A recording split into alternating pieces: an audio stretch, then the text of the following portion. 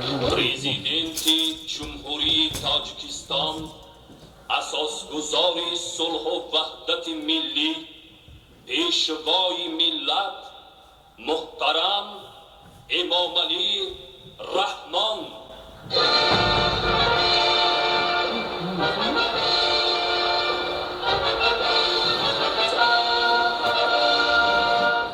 صبح امروز پخش مستقیم پیام پرزیدنت کشور را ساکنان شهر و نواحی ولایت سوخت توسط شبکه‌های تلویزیونی دیده و تاثیرات نیک برداشتند. از جمله کارمندان شعبه و ریاست مقامات اجرایی حاکمیت دولتی ولایت سوخت، ناهی بابوجان غفورов، شهرهای خوجند، بوستان و گلستان، مؤسسه‌های معارف و تندرستی، فرهنگ، نهادهای حفظ حقوق و ترتیبات، مؤسسه‌های عالی و میانی تعلیمی پخش مستقیم از جریان ارائه پیام را تماشا نمودند. پیام نوبتی پرزیدنت جمهوری تاجیکستان محترم امام رحمان با مجلس عالی جمهوری تاجیکستان سمت‌های اساسی سیاست داخلی و خارجی کشور را در طول 30 سال صاحب استقلالی کشور فرا گرفته، در سال تجلیل سند تقدیرسازی ملت 30مین سالگرد استقلالیت دولتی جمهوری تاجیکستان پیشنهاد گردید. ما از پیام پرزیدنت جمهوری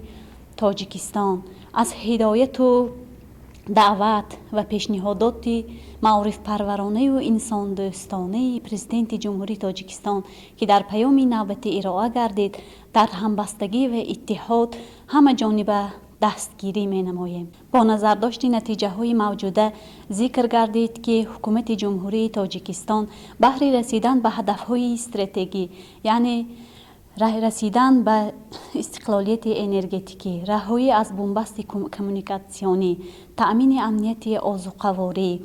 و صنعت کنانی با سرعت کشور از همه سرچشمه ها با ثمر استفاده برده تدبیرهای مهم و معین را به راه مانده ایستادند. پیام نوبتی پرزیدنت جمهوری تاجیکستان در رشد منبعی کشور و فراهم آوردن شرایط زندگی شایسته مردم اهمیت اولین درجه داشته، مهمیت دستور و پیشنهادهای پرزیدنت جمهوری تاجیکستان از جانب نمایندگان تشکیلات و مؤسسه‌ها سریع ارزیابی گردید. پیام نوبتی را حزبیان کمیته اجرایی حزب خلق دموکراتیک تاجیکستان در ولایت سوخت با امید و باوری به آینده درخشان کشور مشاهده نموده از دستور و پیشنهادات و سپارش‌های پرزیدنت مملکت بهر پیشبرد کارهای سازندگی و بنیادکاری و تامین حیات آسایشته مردم روح و الهام تازه گرفتند. طوری که پرزیدنت جمهوری تاجیکستان در پیام خویش تاکید کردند سال روان برای مردم کشور سالی از نگاه تاریخی خیلی هم فرح‌بخش و خاطرمان بود، زیرا مردم کشور سال روان جشن‌هایی برای هر یک موعظ مقدس جشن 30 سالگی استقلال دولت جمهوری تاجیکستان و در قطار این چهاربینی‌ها میزبان چهاربینی‌های 20 سالگی سازمان همکاری شانگهای و سال ریاست تاجیکستان در سازمان عهدنامه امنیت دستجمعی میباشد. طور پرزیدنت جمهوری تاجیکستان محترم امام علی رحمان در پیام ابراز داشتند امروز فرصت فرا رسیده است که ما جوانان منفعت‌های ملی خویش را از بالای همه دیگر منفعت‌ها بالا دانیم و این نقطه هم پیشوای معظم ملت پرزیدنت جمهوری تاجیکستان محترم امام علی رحمان تاکید کردند و به ما جوانان قشر آینده‌ساز این جامعه هم عنوانی کردند و بهای خیلی هم بالا دادند. جامعه آموزگاران و دانشجویان مؤسسه دولتی تعلیمی کالج طبی شهر خوجند نیز بهر سهمگزار بودن در آبادانی کشور، تربیت نمودن کادرهای صاحب تخصص و به کمال رسانیدن متخصصان جوان و صاحب معرفت با توجه مخصوص پیام پرزیدنت جمهوری تاجیکستان را تماشا کردند. باعث افتخار و سرفرازی است که در این روز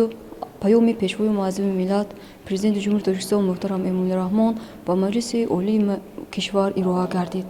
در نقطه پیشوای معظم ملت دایر به دستگیری سیاست دولتی جوانان، تجدید و برقرارسازی مؤسسه‌های تحصیلات میانه کسبی عالی، اینچنین در عمل تطبیق نمودن دستور سپارش‌های بی‌واسطه پرزیدنت جمهوری تاجیکستان شنیده شد و از پیام ما را وادار می‌سازد که سرجمانه و نیکبینانه از هر یک نقطه و کلام پیام آغاز گیریم و این ما رو وادار می‌سازد که در این سمت کاربری رو جانب نماییم. در تالار مجلسی دانشکده پلی‌تکنیکی دانشگاه تکنیکی تاجیکستان به نام اکادمیک محمد عاصمی دانشجویان و آموزگاران پیام پرزیدنت جمهوری تاجیکستان را با شکرگزاری از دوران صاحب استقلالی کشور تماشا کرده هر یک پیشنهاد و تاکید و سپارش‌های پرزیدنت جمهوری تاجیکستان را همچون قطب نما بهر رشد منبعی کشور ارزیابی نمودند. در هر پیام و برآمدهای خود اساسگزار صلح و وحدت ملی پیشوای ملت پرزیدنت جمهوری تاجیکستان محترم امام علی رحمان ابراز می‌دارند که ساحه افضلیت‌ناکترین جامعه ساحه معارف به شمار می‌رود، زیرا آنها در تحکیم پایه دولت دموکراتی و حقوق بنیاد دنیوی نقش کلیدی می‌بازند.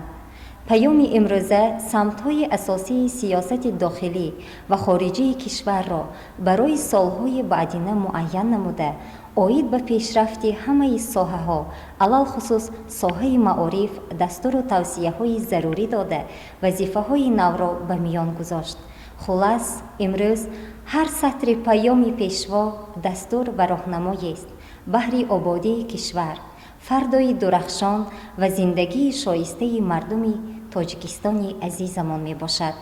در پیام خود به مجلس عالی پرزیدنت جمهوری تاجیکستان محترم امام علی رحمان سمت‌های اساسی سیاست داخلی و خارجی مملکت را برای دوره‌های آینده معین نموده، اید به پیشبرد منفعت‌بار سیاست خارجی و تأمین پیشرفت ساحه‌های اقتصاد و صنعت، انرژتیکا، راه و نقلیات، امنیت و مدافعت، حفظ حقوق و ترتیبات، تندرستی، فرهنگ، علم و معارف، حفظ اجتماعی اهالی، جوانان، ورزش و سیاحت وظیفه‌های مشخص به میان گذاشتند.